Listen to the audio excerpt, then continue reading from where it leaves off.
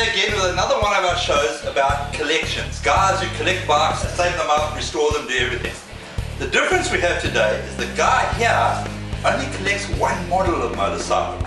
And the one that he's chosen is XT500s. As you can see behind me here, he's got a garage of about 18 of them here. We've got another shed of about 10 up there, another 5 of them.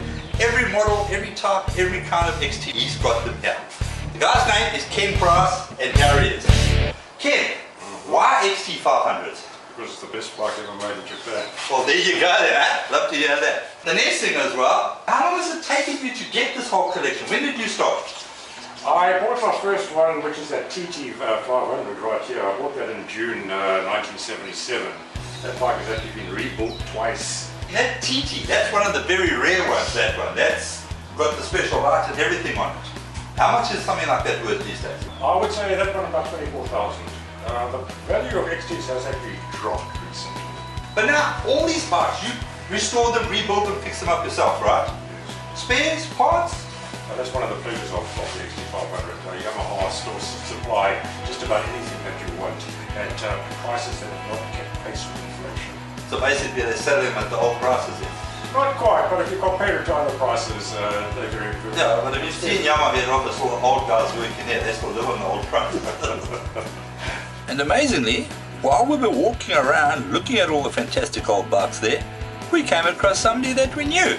And what I found here is Mark DeVos, 30 years old, 30 years long, one of the old-time guys at Yamaha head office South Africa. Mark, what do you think about all this? Geez, Gary, this really gladdens me to see all these in such good nick, and most of them are genuine. The genuine article, they look fantastic. That I'm really pleased to see it. And I see you wandering around with the spares for it. This is still one of the original spares, which I believe can still get from Yamaha these days, so at reasonable prices. There you go. That's unbelievable. It's really a wonderful sight to see.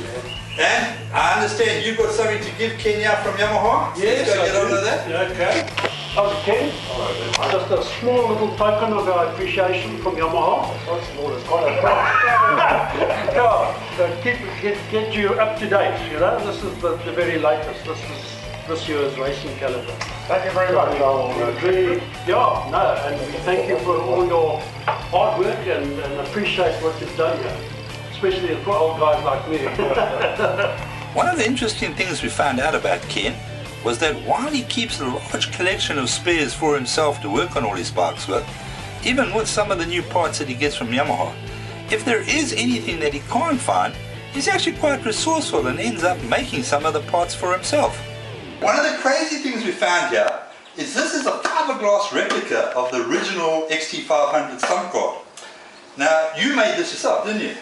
Yes, I did, but it's not such an uncommon sight. You'll actually find quite a few of these around. I see a lot of these bikes are actually quite modified. Example is this one's got some road bike front rim and double leading fork set up with Acron rims, real vintage stuff. It is a nice vintage match there. Everything is like it's 30 years old. That is the beauty of the XT. It is so light, it is so compact, you can actually turn it into whatever you want it to be.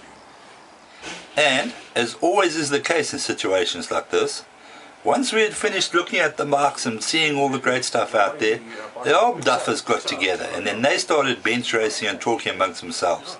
And it was then that Ken started coming out with some of the tricks and tips that he had learned from working on these bikes for 35 years. The exhaust is important, the carburetor is important, but there's a lot of other things you can do as well. To modify. In fact, you can get a little bit more power just by switching off the headlight when you ride. Really? That is actually worth 1.6 brake horsepower. Some American magazine went into Can it. you believe it? In detail one year. That's unbelievable. Unbelievable. Once we had finished looking at all the bikes in the display collection, Ken then took us up to his workshop, where he showed us another 5 or 10 bikes that he uses for everyday use and just generally works on and travels around on. It was there that Mark DeVos challenged him to show us the black art of starting an XT500. And tell me, you've obviously got the knack by now of starting these things, because I believe there is a knack to it. No, I don't really think so. I think it's one of the pleasures of the XT is starting it, especially when there's people gathered around saying, let's watch them try and start the bike. Yeah. It's one of the pleasures, it's one of the satisfactions of the XT500. Can you start? Let's say this one. Are you able to start it? Okay, big guy, let's see what you can do. Piece of cake. triggers to get the piston position started. Yeah. Well done. Well done. Very much. I see you got the knack, that's for sure. One kick, and there it goes. Fabulous. The joy of the collection that Ken has here is not only in the fact of all the bikes that he has, but there's also a couple of other idiosyncrasies that he has about himself as well. Right, I see you've got some fancy artwork on this. I can't help but notice it. Crow. What on earth does that stand for? Well, if you remember a few years ago when we had the Gasoline Alley pub, Kevin the barman used to have a happy hour there every Friday, but only if you came in your colours. Correct. So I didn't have any colours, so I made my own riding cloak. That crow is a collection of randy old wankers. Brilliant. Brilliant. This bike, by the way, I paid 500 Rand for this bike in '91. Which is one of the bargains you could pick up. Those were the days, eh? Those were the days. This bike right here, Yeah. I've got an XL500 79 model, the first one that came out. It did 7,000 kilometers, Right. and the motor was destroyed.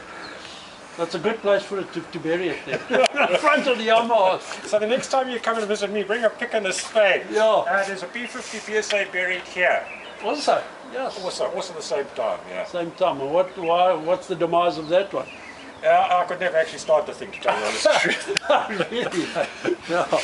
As great and fantastic as it had been to spend the day hanging out in a nostalgic time warp like Ken's place is, unfortunately it was soon time for us to pack up and head back to the real world.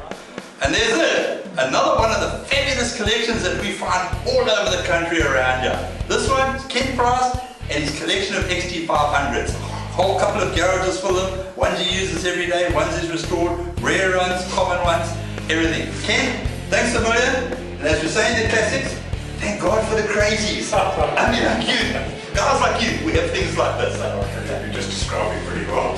There we go. Thanks a lot. Until next time, next collection we'll find, we'll let you know. Cheers.